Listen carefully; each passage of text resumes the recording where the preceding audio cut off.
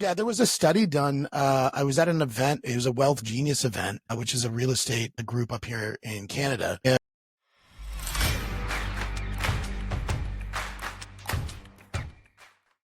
And welcome back to the Money, the Mindset of the Mentoring podcast. Today, we're going to talk about one of the most talked about things in real estate market is Canada versus US. Where should we be putting our money?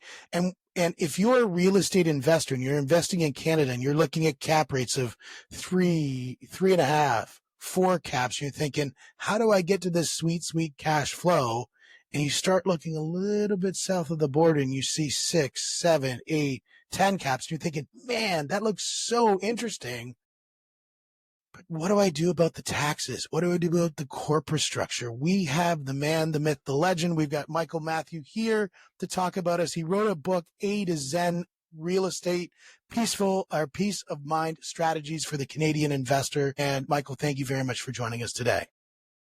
Thanks so much for having me, Steve. So one of the things that I really pride myself in is really pushing forth getting into a state of action. And I believe that massive imperfect action beats perfect planning. Now, in your book, you talk about improper planning leads to paying too much in tax and exposing yourself to unnecessary risk.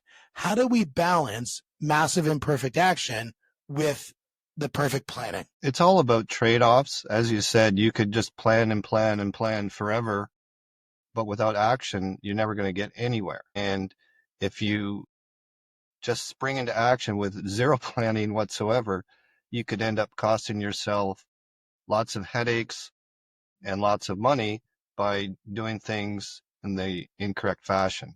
So you have to have a mix of both, I think, is really the secret. Now, I know one of the things that you are really a huge fan of is the triple C structure for Canadians. Talk to me a little bit of what that means so that we can get people to understand what triple C means for an investor. Sure. That's the term that I've created in order to explain the basic setup structure for investing in U.S. real estate. That starts with creating a Canadian corporation that owns a Wyoming C Corporation, which owns an LLC in whatever state you're investing in. So let's just say it's in Florida as an example.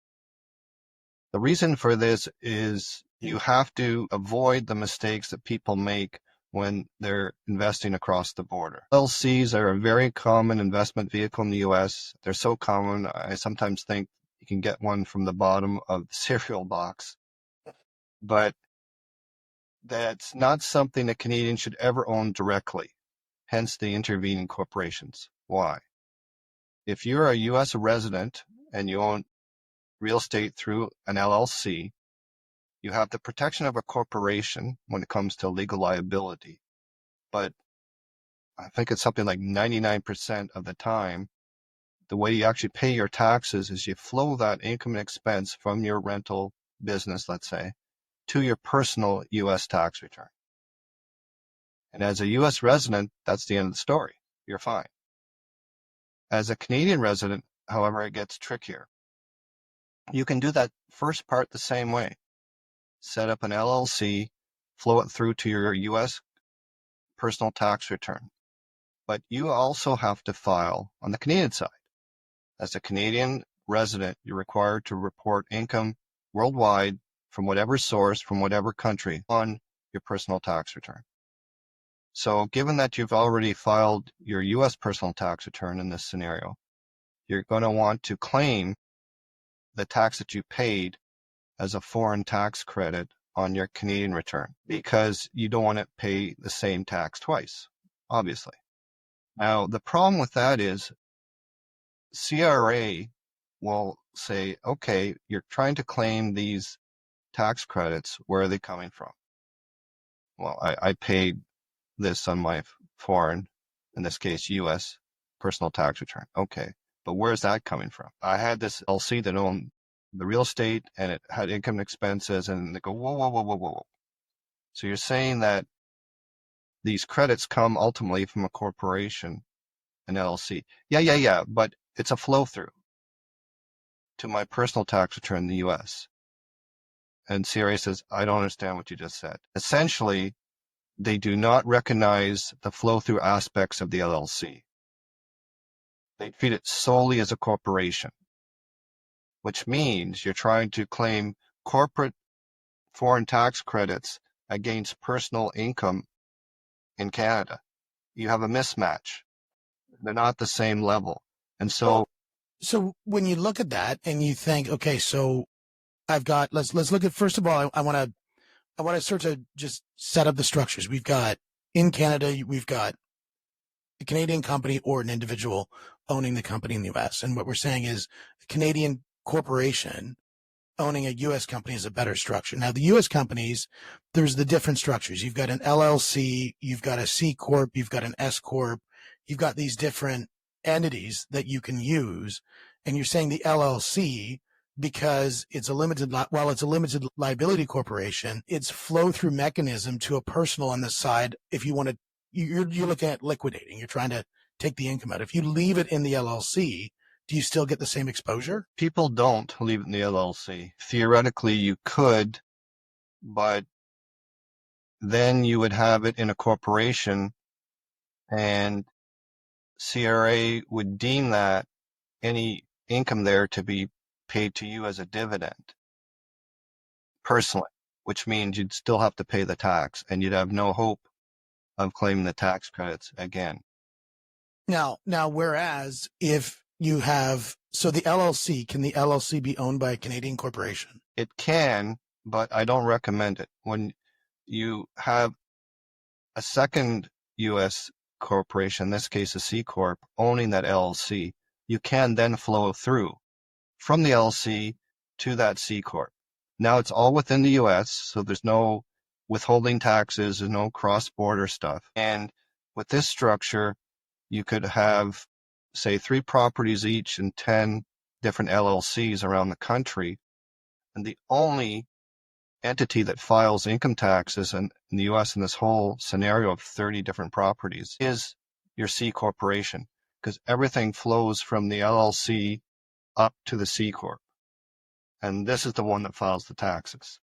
And then that C Corp, if you own it personally, you still have the same problems of the cross-border, and that's why you're talking about a corporation owning the C Corp. Yes, but there's a further issue, which is if you own it through a corporation, as I suggested, the way it works is there's something called foreign accrual property income, or FAPI, FAPI.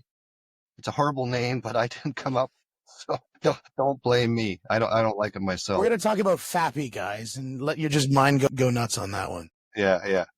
And the issue with that is if you bring back 100% or 0% of that rental income from the U.S. physically, CRA is nice enough to tax you as if you brought back 100%. A lot of people think if I don't bring it back, they don't tax it.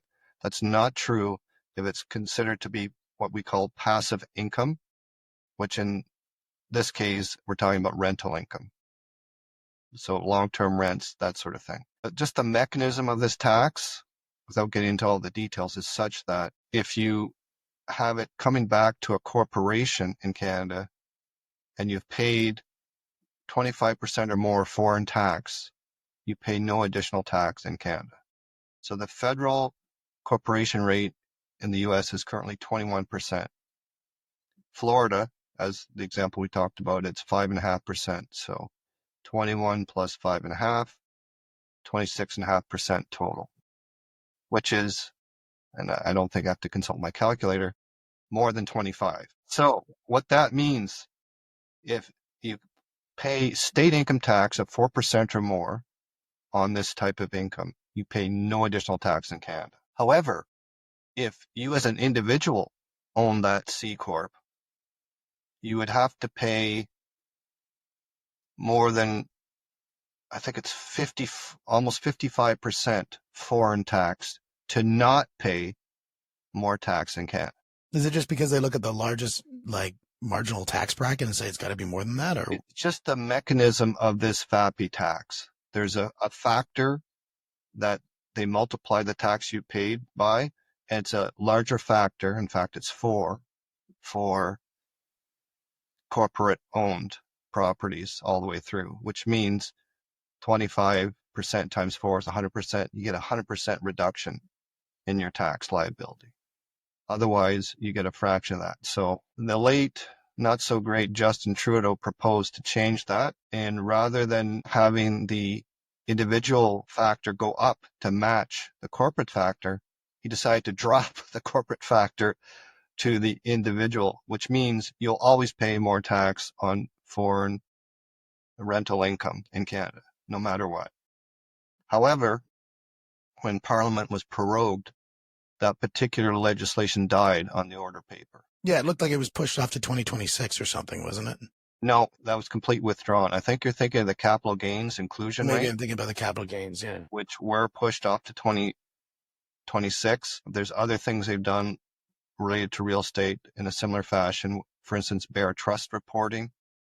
They pushed that off to 24, and now they pushed it off by another year.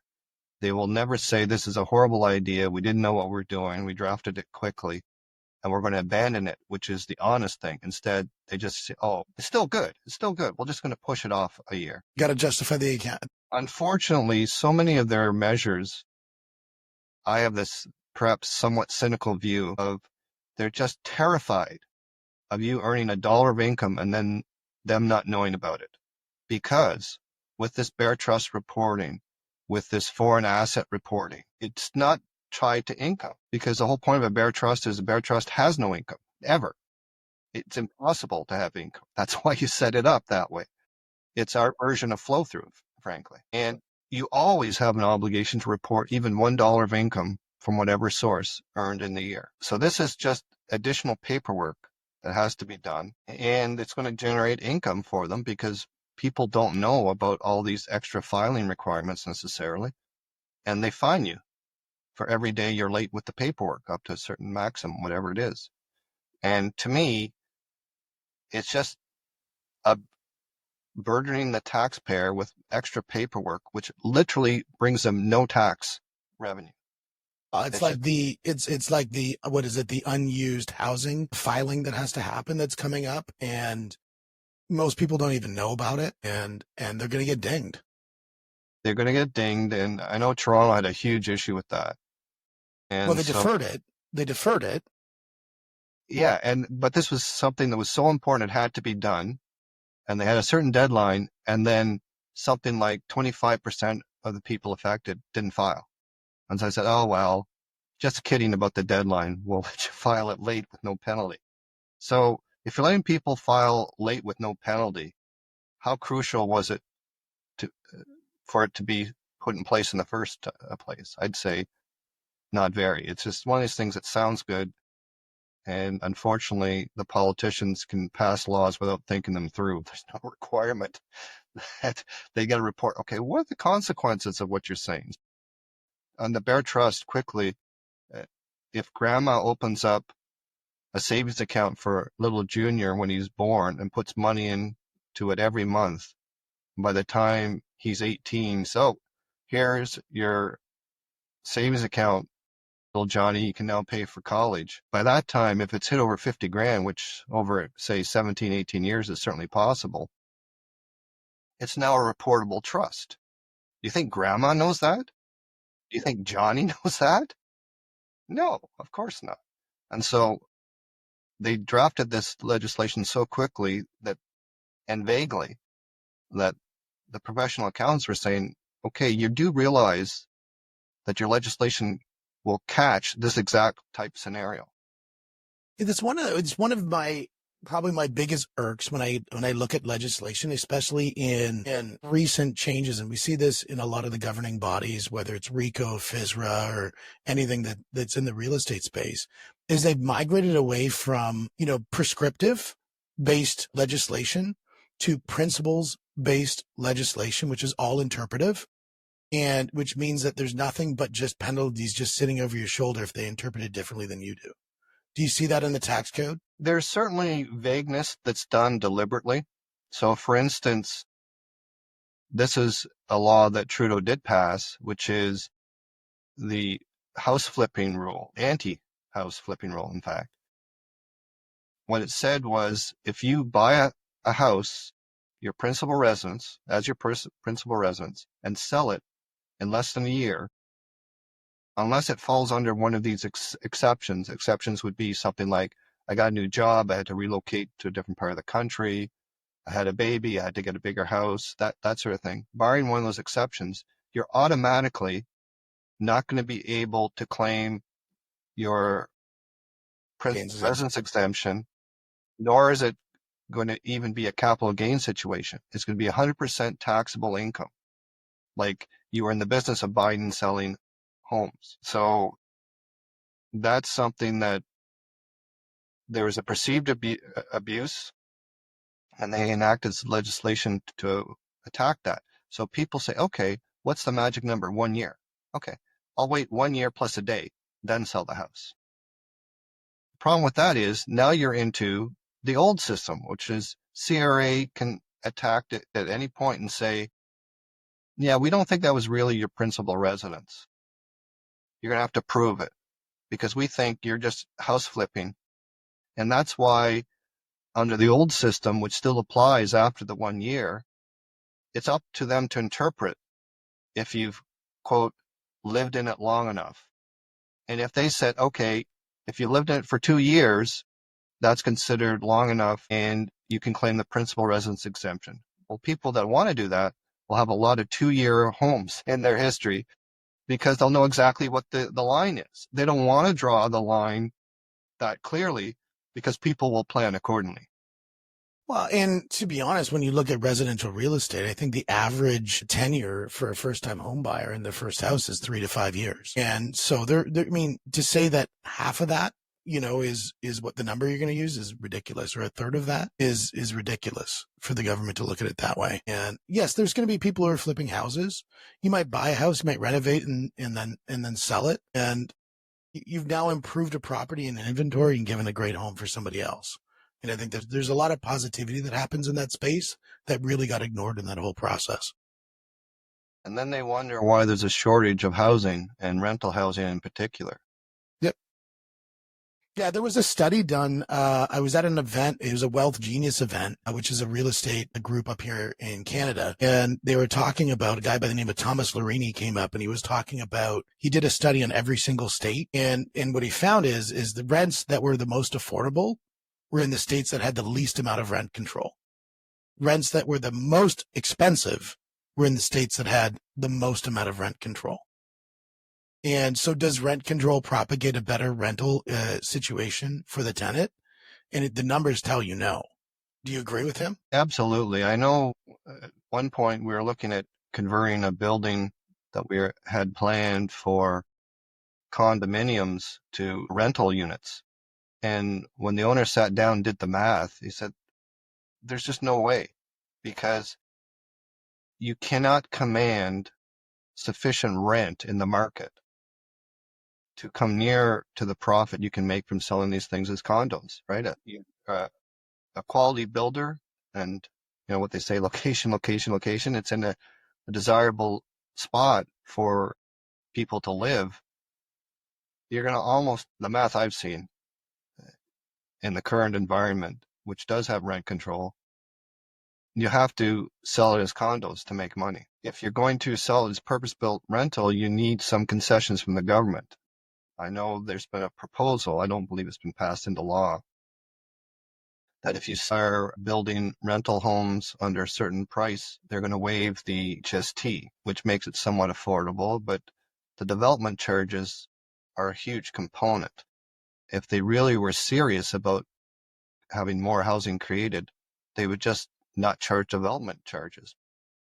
Well, in Kitchener-Waterloo, Barry Verbradnik, I always say his last name wrong, put forth a proposal and it was passed where they gave a lot of reprieve for builders over a specific period of time to submit and get permits approved for a massive amount of large-scale multifamily.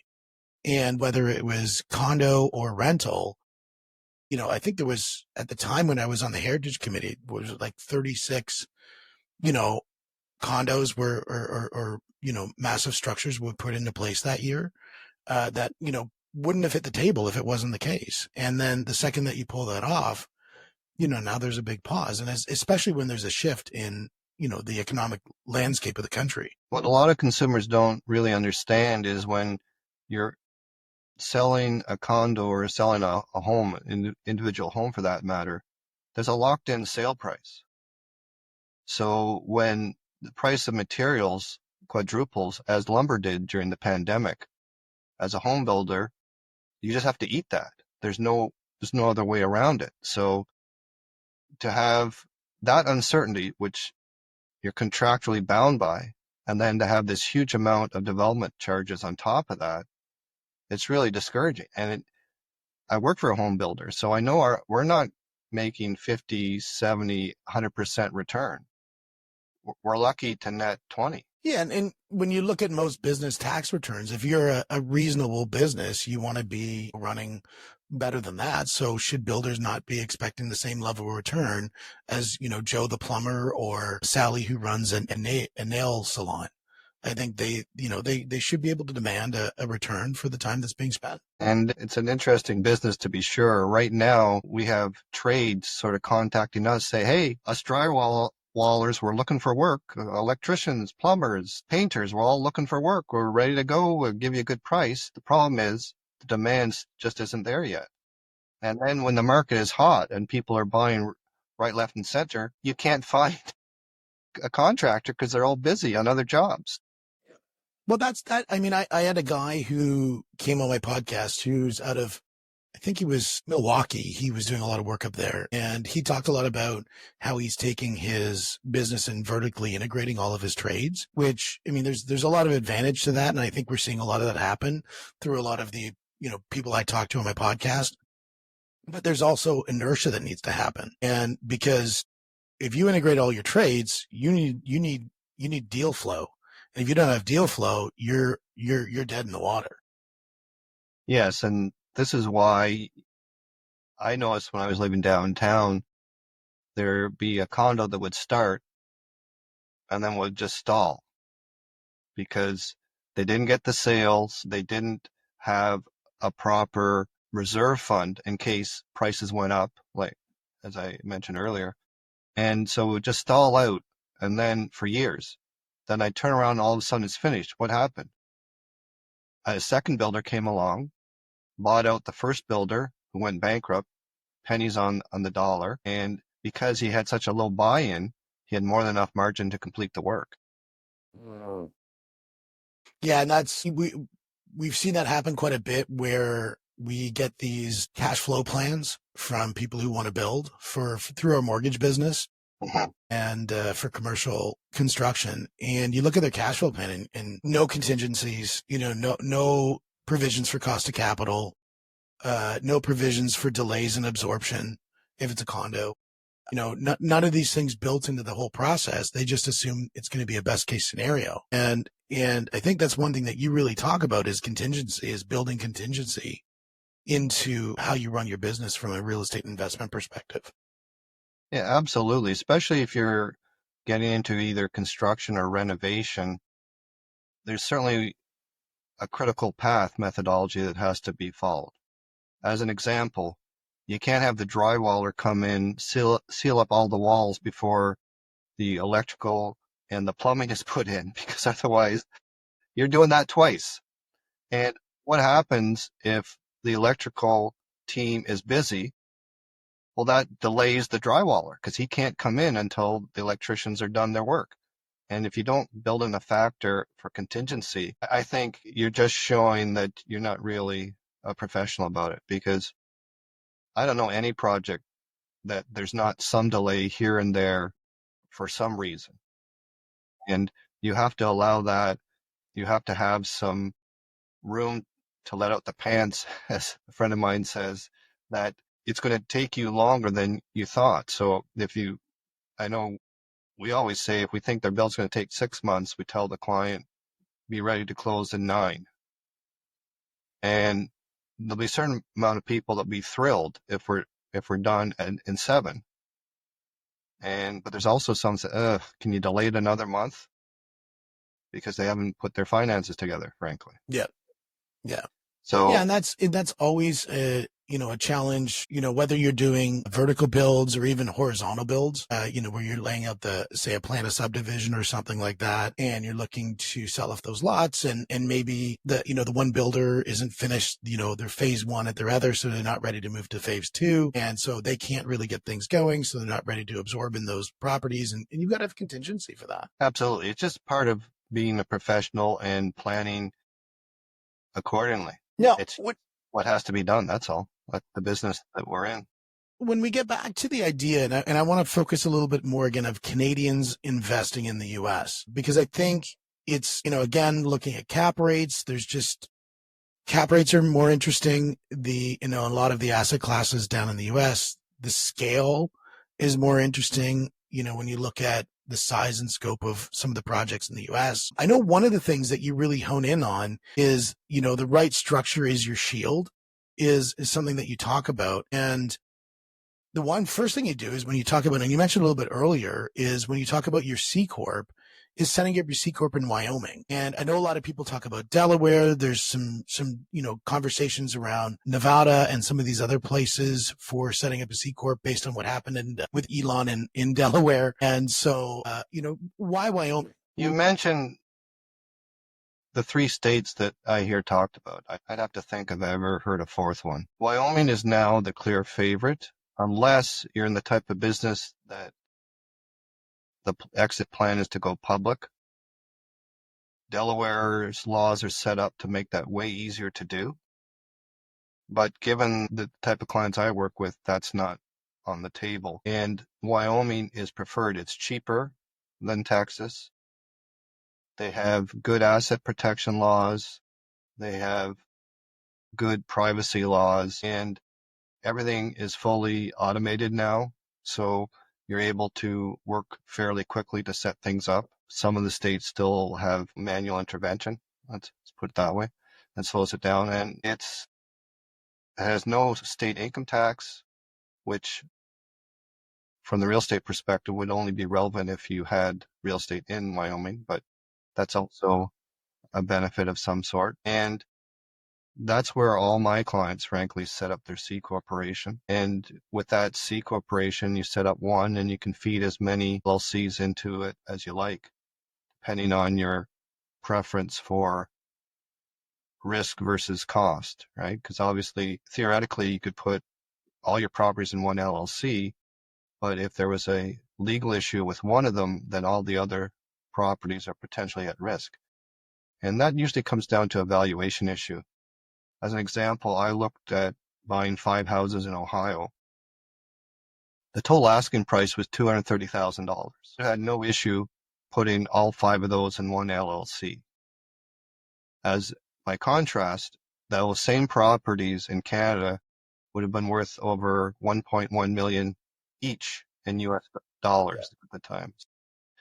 You're looking at 5.5 million. There's not a chance I would put all that in one corporation. It's just too much of a risk. Now, with every new setup of an LLC, obviously you have creation costs, you have maintenance costs, but you have to weigh what's your peace of mind worth. Some people say, you know what, I've got insurance. I think that's going to be good enough. It's not, but that's what they think. And I'll just roll the dice. I don't think I'll have a problem. Everything's in one. Other people say, you know what, I had a bad experience with one property being a problem, even though it's more costly to do so. I'm going to have one property in one LLC, and every other property is going to be in its own LLC, because that way nothing else is affected. There's no cross-contamination. The reality is most people will pick a point somewhere in between, typically based on the valuation of the properties as a whole. Yeah, when you look at the exposure, what are some of the things, if you have, like you say, those 5 properties in a single LLC? I mean, what risks are we talking about here? You have the risk of any debtor taking you to court and getting a determination you owe them money. And if you don't pay it, potentially they could seize your property. The one most likely to do that is the municipality. If you don't pay your property taxes, eventually they can and will seize your property, and sell it at an auction typically to recover what's owed. That's usually a small thing. The bigger thing is everyone seems to have at least one idiot friend, in my experience. You have an idiot friend that comes over and decides that it'd be a good thing to do to jump out of the second-story window of your property just for fun. Of course, they break their arm. Now they sue you. They sue their friend who is the tenant. And if you had more than that property in the LC, then those other properties would potentially be at risk. And so that's something you have to weigh. And now, is that why, one of the things you emphasize in the A to Zen real estate book is around keeping your assets off the radar, and specifically why you focus on Wyoming? Yeah, that's part of it, right? So that they have this charging order system where if your Wyoming company cannot be sued because it's not public facing, right? All it does is own the LLCs. That's it. But theoretically, let's say somehow it was, if you lose the case, all that people can do is sit there like this with their hands out waiting for you to take money out of the corporation. And if you don't, they get nothing. So there's no enforcement. There's enforcement, but what they can't do is go inside your company to take it. You have to be distributing money from your company in order for them to be able to take it. It's called the charging order system. And that's specific to Wyoming? Specific to Wyoming. Interesting. But again, that's really not an issue because you're doing things in the name of your LLCs. You're not doing things in the name of your Wyoming corporation. So there's no real, it's called nexus in law, NEXUS. There's no connection of that Wyoming corporation to you as the alleged plaintiff in this case. Interesting. Now, say you got the right structure, you've got your triple C structure on your corporation, you've got, you're keeping everything off the radar, you're positioned right. Now you're ready to go out and buy the real estate. Success begins with doing your homework before you invest is another thing that you talk about. And the other thing you say is a good deal leaves you room to breathe. Now, how can you keep those two things in mind while again realizing that without action, we don't get results? Success in business is not about not taking risks. Success in business is about managing those risks. So the starting point for investment is where. And that starts with, in the case of rental properties, is the state that you're investing in landlord-friendly? If it is not, and you're doing anything other than wholesaling, where you get a property under contract but actually never own it, you just assign it to the ultimate buyer. Other than that, if the state is not landlord-friendly, you should stay away from it. Why?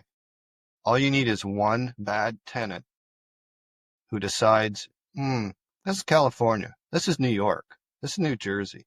I can live here a year rent-free or more before you're able to kick me out. And there's nothing you can do about it. They also have these ridiculous squatting laws. There's a case where a lady was on vacation for months in Europe, came back to find someone squatting in her house, and the cops were called by the supposed tenant who produced a forged lease agreement, and the cops took her away. That's just the way they roll there. And it's not something that's worth taking on because the risk is just too great.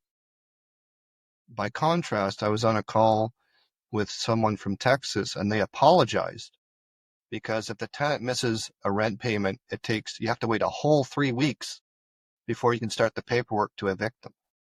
And living in Ontario, where we do, just to get a hearing before the landlord-tenant board, that usually takes a year.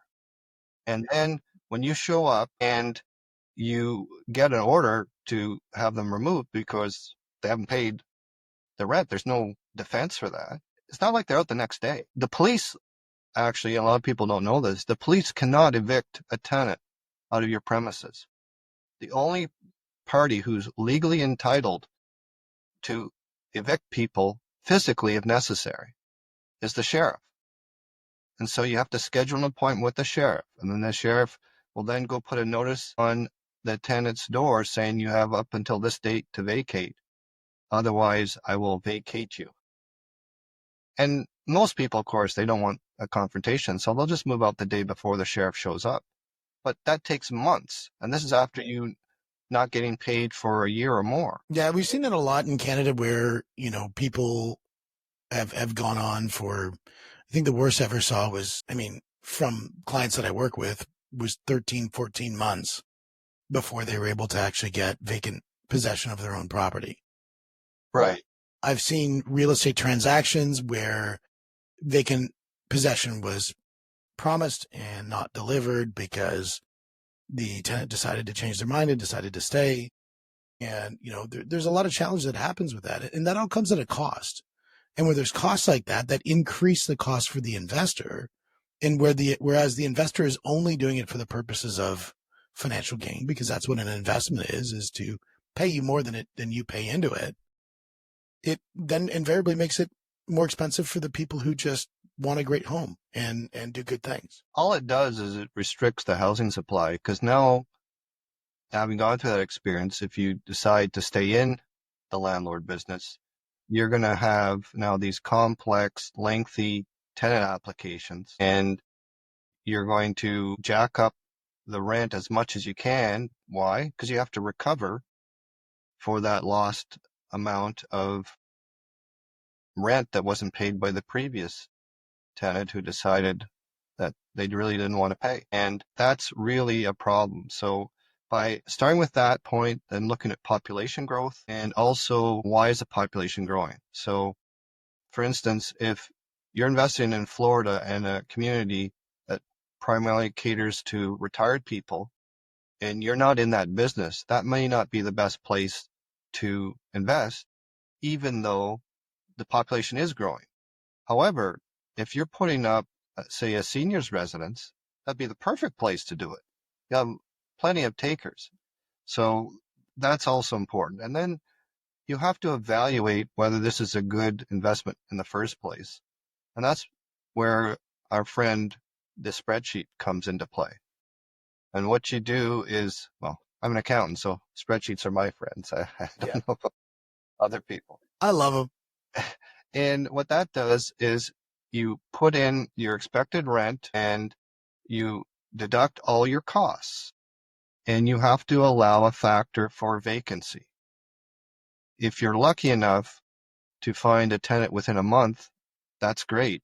But I've gone 3-4 months between tenants, and that time the bank did not call me up and say, you know what, Michael, we understand you don't have a tenant right now. You don't have to pay your mortgage until you do. That doesn't happen. So you have to factor in your unit will not always be occupied. You have to allow for a certain amount of repairs every year, insurance and so on, and property taxes, of course. And insurance and property taxes, when you're investing in the U.S., is especially important to have a look at. And if you're investing in single family homes in particular, it's even more so. Reason being, many states have what they call a homestead law, which means when it comes to property taxes, if you're an owner-occupied home, your property taxes are X. If you're an investor-owned home, it could be 2 or 3 times that. And so people will do their due diligence, as they should, and say, okay, Mr. Sellers, send me your last 2 or 3 years worth of property tax bills. And you check that out and say, oh, okay, I know what my property tax will be. You don't unless you've confirmed there is no homestead law. So that one catches a lot of people by surprise. Yeah, I think there's a similar one like that, correct me if I'm wrong, in New Brunswick as well, where municipalities will charge a greater degree of tax if it's rental versus owner-occupied. Yeah, I'm not familiar with that particular rule, but it certainly wouldn't surprise me. And it does unfortunately surprise investors. And insurance is another one. Given the volatility of the insurance market, you could have your insurance go up, I've heard, 5 times the rate. And it's totally unexpected. Just for me personally, as a professional accountant, I have to have professional liability insurance. And my rate went up, I think, by at least a third from one year to the next. maybe even 50%. And I called them up and said, what's going on? And they said, yeah, well, there's a lot of fires out in Fort McMurray that we had to pay out on. Okay. What has that got to do with me? My first thought is, do you have to make all your money back just on me? The second thing is, what does burned real estate in Alberta have to do with an accounting practice that's primarily based in Ontario? The answer is nothing, except the same company is involved and they don't want to absorb all those losses. So their clients who had nothing to do with the area of loss are going to have to pay for something that's completely unrelated. Show me that in the actuarial equation. It's the only justification is profit, right? They want to maintain a certain profit, and the whole idea of insurance is they pay out a very few amount of claims, and they have everyone kicking in the premiums. Yep. Yeah. It's just it's a form of just protection through taxation, really is what it is. They're taxing you on a routine basis to pay up for that one-time hit. And then if that's a little bit more, they're going to tax everybody to take it a little bit more to pay for that again. And that's why they have the largest buildings in all the cities that we're in. That's true. Because they're a very good job of doing it. That's true. You want to look at the big buildings, they're either banks or insurance company led. And that tells you something, and I think you're absolutely right. When you're looking at real estate, I think the only time I've personally ever been burned on real estate is when I had bravado, when I got too big for my britches, when I let, I think you say, don't let optimism blind you. I was drunk on cheap money. I was, when that came out and I was high on life because I looked at the data of the recent, but I didn't look at the data of the history. And I didn't realize that, that 40-year low was just right around the corner when I purchased a couple properties and then went, oh my gosh, watch the rates triple and watch the value of properties plummet. And if you don't budget that into your equation and think that that could happen, you're going to be stuck. And especially if you're in the US, because the US volatility is a lot different than the volatility in Canada. Yes. And you saw that during the downturn in the real estate market from 2008 to about 2012. And, I know one promoter who was lining up Canadians to invest in the US, he had to change his marketing because when he said the truth, which is you could get good properties at 30 cents on the dollar, Canadians didn't believe it, wouldn't show up to his marketing sessions. So when he said it was 70 cents on the dollar, 30% discount, oh yeah, that makes sense. And they'd show up. But because we don't have the volatility in Canada where your property values would drop by 70%. It just doesn't happen. And I think that was the largest we saw in 40 years. That just happened recently. And it'll be interesting to see how the full recovery goes on that and how that transpires. Because again, it's that difference between the average family income and the cost of real estate that really will show how connected, because that's whether it's going to be paid for through mortgage or paid through rent, somebody's got to pay it. And if they don't have the money to do it, there's going to be delinquencies. They're going to take it and they're not going to pay it, or they're not going to be able to do it and they're going to go somewhere else. And when you look at the states, I was just talking with a friend of mine down in San Antonio, and you can buy a beautiful home that in Canada might cost you 1.5 to 1.6 for $600,000 US, where the average income is $80,000 for that family. And you compare that to Canada, that ratio is it's just not there. And that ratio's got to come back into play. I mean, we've got firefighters, we've got paramedics, cops, teachers, nurses who are integral parts of society that are looking to go buy homes right now and realizing that dream home that they're looking at, and we'll say a dream starter home that they're looking at, is out of reach based on the affordability matrix. And that's got to change. Yeah, certainly if you look at what you're basically alluding to, the income versus cost of a home, that gap is widened dramatically. I believe my grandfather bought his first house in Canada for 6 months' salary. I wouldn't want to see what I could buy for 6 months' salary in the Toronto area. I mean, you might get. I don't think you get a parking lot. I don't think you get a parking space. I think you might get one in Brampton or something.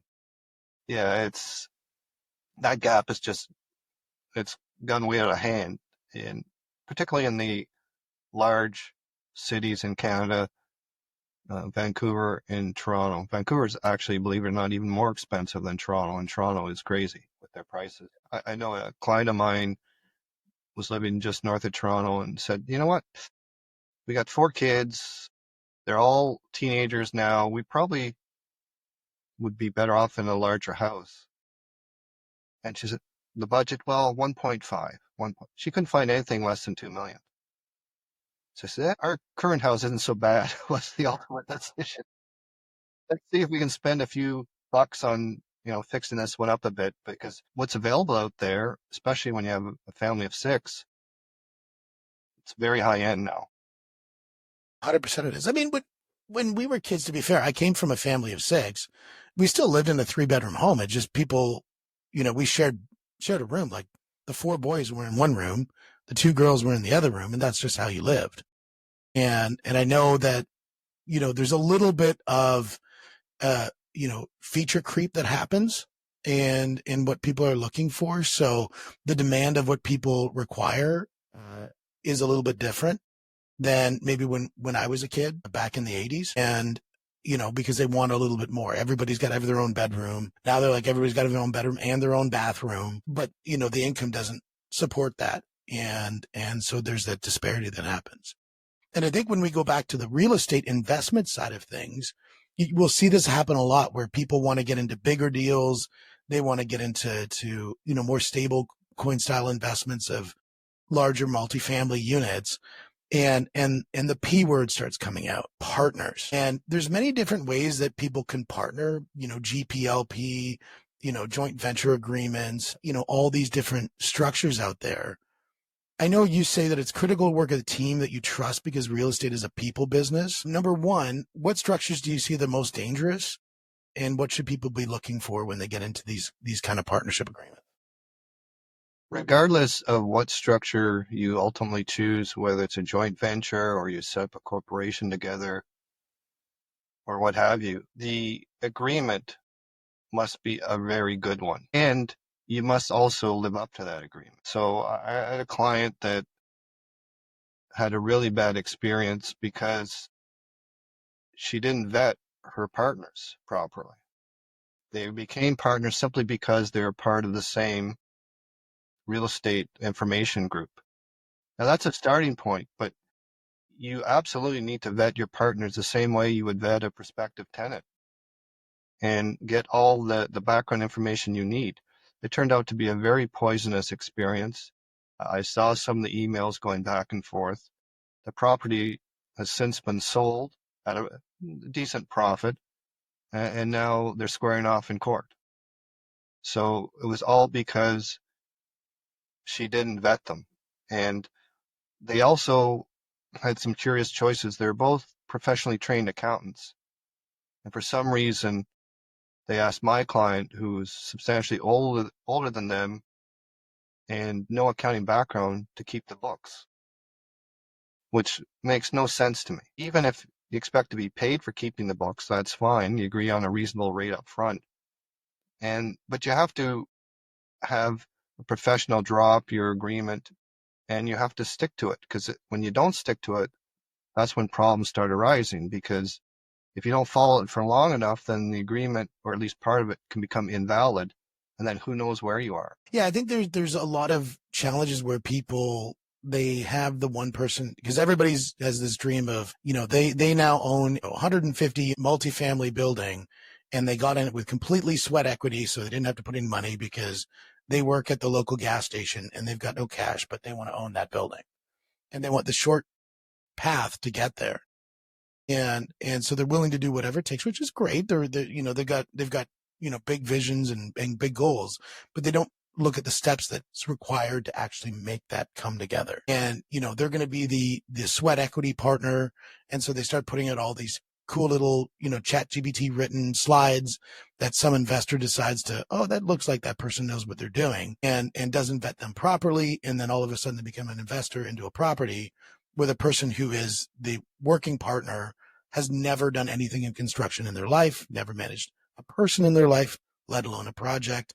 Then that's where it becomes a huge problem. Right. And it comes back to the vetting process, right? You have to vet your partners, whether you're bringing in the money, or as you said, bringing in the sweat equity, you need to know what they're doing. And you also have to be aware of the governing laws. I know in the US, they can be quite particular when it comes to joint ventures, that if you have someone whose entire involvement is they write a check, they say, get back to me in 5 years when you sell the property kind of thing. What has happened is the sweat equity partner, the managing partner, just sold a security in violation of SEC guidelines, because you can't have someone who's not involved in some way. It could be you have a 1-hour meeting once a month to update on the project, but people run into trouble because they don't know that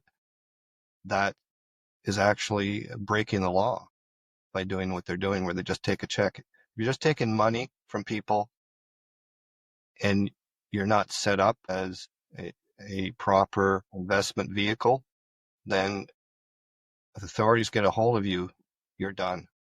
Yeah, totally. And I think that's where it comes to making sure that you're dealing with the right person giving you advice on the right structure.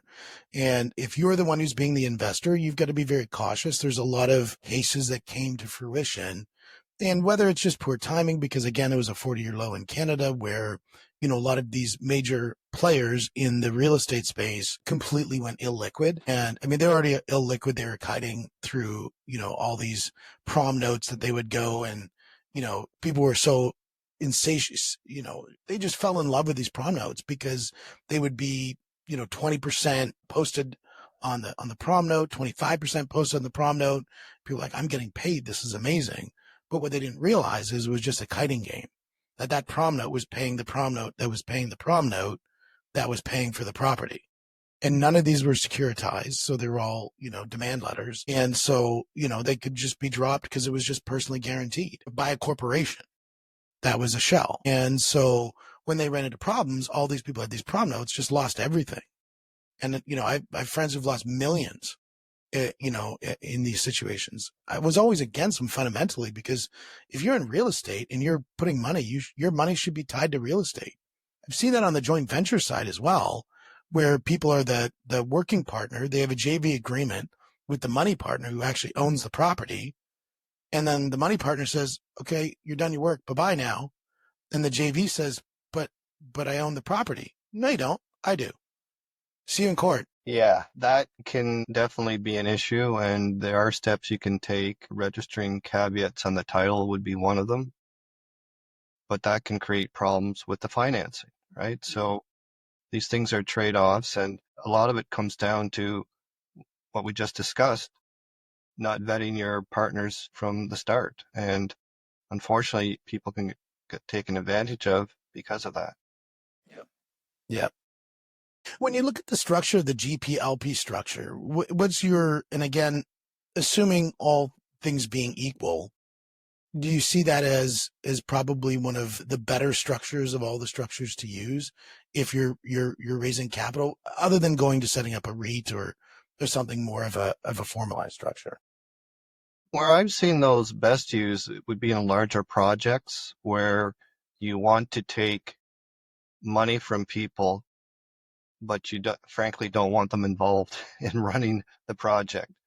Because the way the limited partnership rules operate is you literally are not allowed to manage the project, because if you do, then you're no longer considered a limited partner, you're considered a general partner, meaning any debts or lawsuits of the partnership can fall on you completely. And as you're set up as a limited partner, as yourself, as an individual, which is often the case, now you have no liability protection. And that's definitely not what you want to do. And most people don't do that.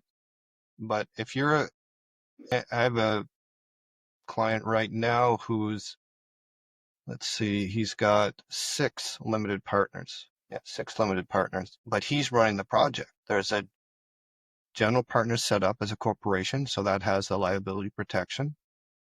It gets a small amount. I know specifically in this case, but it's often 1%. They just need to make a tiny profit, pay a little bit of tax, because if they make no money, then CRA could deny all the expenses because you're not a business then if you're not making profit. General partners should make a So little we're bit. going to just jack up the interest rates, not make profit, and say it's your fault. Yeah. So, but it's working out, well so far. They're doing a conversion project of an existing building and making it into residential from a commercial type usage. Yeah, so it works well for that because he wanted to raise funds from people who are looking for a return, but not a job, I guess you'd say. And that's the one thing people don't realize about when they get into real estate. They call it passive income. And if you own any small properties like a duplex or a triplex or a single family home and you self-manage that, you realize very quickly it is nothing passive about it. There is work that needs to be done. And if you don't have a project manager or property manager on it, and if you do, you're still going to manage the property manager and to make sure that they're doing the right things. So, I mean, it's always going to be work unless you go to that LP structure or you start investing in a fund. And the last one that I know that a lot of people are moving to, I've got a good friend of mine who runs a company, Foundation Capital, and they went from trying to raise capital in the old way to just setting up a fund and getting investors to invest in their fund. Right, and that is truly passive. A variation on that is the private equity model. So private equity, I can't remember the exact date change, but it was, let's say, 10, 12 years ago, they changed the law. Prior to that, you had to be an accredited investor just to hear about these projects. And they then opened it up that if you were not an accredited investor, you could participate. But they're still very strictly controlled. For instance, there's no open meetings with those presentations. Everyone has to be invited by the organizer. And what that will allow you to do is invest in a project for a much smaller sum. I've seen them, they generally start around 15 to 25,000 and go up. And of course, you can invest more. And those are often backed by real estate. So there's one I'm aware of where they were building a external storage building for people in Vancouver. Vancouver prices are even higher for real estate, as we mentioned. So space is definitely at a premium. And people will often downsize their home, but they don't necessarily downsize their stuff. Yep. They have these extra things to store. And so what this private equity deal did was it would pay interest of 8%, 2% per quarter, so 8% for the year. And then at the end of the build, they'd have what they call a kicker, which they can't guarantee because that's a legal statement if you guarantee something. But they say in the past, we paid out kickers in the range of, and basically what they're projecting is an additional, I think it was 12% at the end of the 3 years, which means you're getting a return of 12% a year for 3 years. In that scenario, it's truly passive because you cut a check to the project and you just get your interest back. And at the end of the 3 years, you get your principal back plus whatever the kicker happens to be. It can be more, it can be less. The projects I looked at, it's been at least what they projected and often a few ticks more. Yeah, and those are really interesting to take a look at. I know there's a lot of programs that are run like that for if somebody's got an RSP, they can move it into the type of investment vehicle, or if in the States they've got it's an IROC or whatever it is that they have out there, whatever the US equivalent is, they can move into those investment vehicles and just treat it as like a self-directed or what have you. And I think that's a wonderful mechanism because, again, passive is passive. It's just, it's like anything greater than zero is not zero. And so if you have to spend a proportion, no matter how small, it's not passive. Right. And that comes back to the spreadsheet. Even if it's a local project or property that you can manage yourself, you should always budget out for paying a property manager. Why? Well, you don't want to deal with the stuff for starters. People will often ask me, should I do my own bookkeeping for my business? I say once or twice so you know what's going on, and then outsource it. Why? Well, are you going to do it for anyone else? No. Then why would you want to give it to someone or not give it to someone who does it every day instead of struggle with it once a year or once a month yourself? Same thing with property management. If something goes wrong, something breaks down, do you know who to call?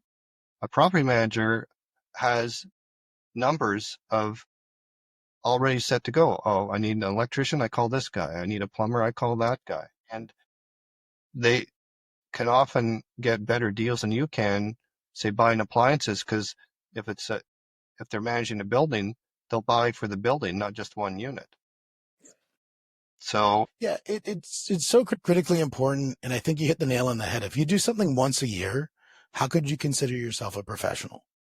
It's like there's real estate agents out there that I think any person who's going to go deal with a real estate agent, just say, how many deals have you done in the last 6 months? How many transactions have you done? How many have you done in the last year? And if you haven't done any, why am I going to be your guinea pig? And the same thing applies with your bookkeeping is if you're not in tune with what you're doing with that, you got to find somebody who's going to be doing that job on a daily basis. If it comes to fixing your siding or fixing the plumbing, you're going to go in, you're going to be frustrated because that one tool that you need, you don't have, and you got to go out and buy it. You don't have the truck that's set up with everything in there with all the fittings that you need, and you need a 3/8, not a 5/8. And so now you're going out and shopping for one bolt, and you thought you had the right thing. Meanwhile, the other person comes in and just gets the job done. And I think most people don't value their time as they do value currency. that's it. And I think the most important thing to think is, poor people spend time for money where wealthy people spend money for time. That's it. Yeah. And you say about the tool thing, that is so true. I was trying to fix the drain on my kitchen sink and put a new drain in, and there's a plastic nut that you have to unscrew that's conveniently located behind the sink. Yes. So I had to squeeze myself into the little compartment underneath the sink, reach behind the sink, and you have about this much to grab. There's almost no leverage. Then I find out there's a tool, a plumbing tool that has grooves, like U-shaped grooves, that will exactly catch the threads on that nut. And instead of trying to torque your hand like this, it's about 8 to 10 inches long. So now you're turning it down here and you have leverage. But without that specific tool, the job's a nightmare. Well, and a lot of times you'll see, and this is a horrible generality, but you see these very large, burly plumbers, and you're like, how could that large, burly plumber get into that small little space as a contortionist when I can't fit in there? And it's because they have the right tool for the right job, and they know how to do it because they've done it 1,000 times. So get the professional to do the job, and use your time. But then when you have the time, use your time wisely. And go do something that's important and meaningful, whether that's spending time with your kids or generating more revenue for your business. Go do something important. I had to replace my dishwasher, and I thought about doing it myself. I said no. So I hired someone to do it, came in with his daughter, who was a large, strong girl, carried the new dishwasher in, carried the old dishwasher out. To my surprise, went down to the basement. I didn't know they had to go down the basement, but apparently there was some valve there they had to deal with. Whole thing was done in and out, probably an hour. And the bill was something that I made doing 45 minutes of consulting, which is way better use of my time because I do consulting all the time.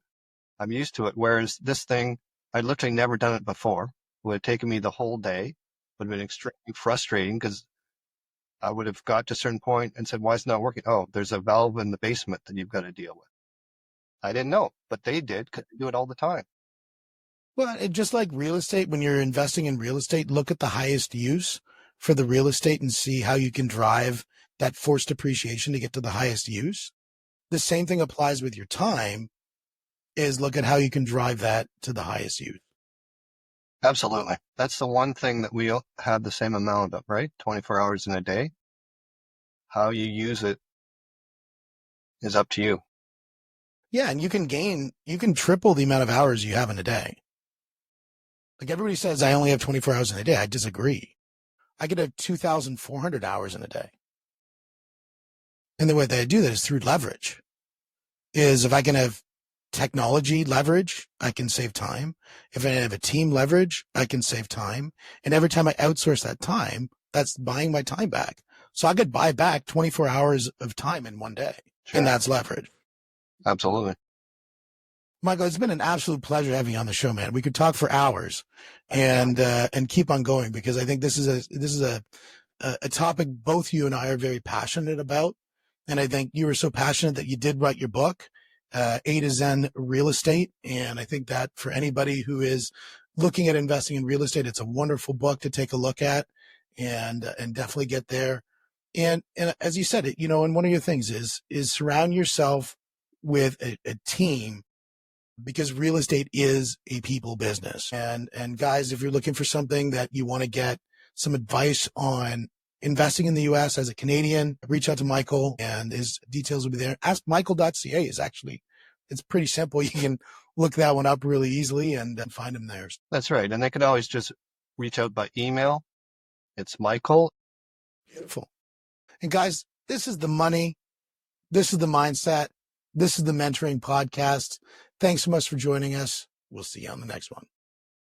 Bye now.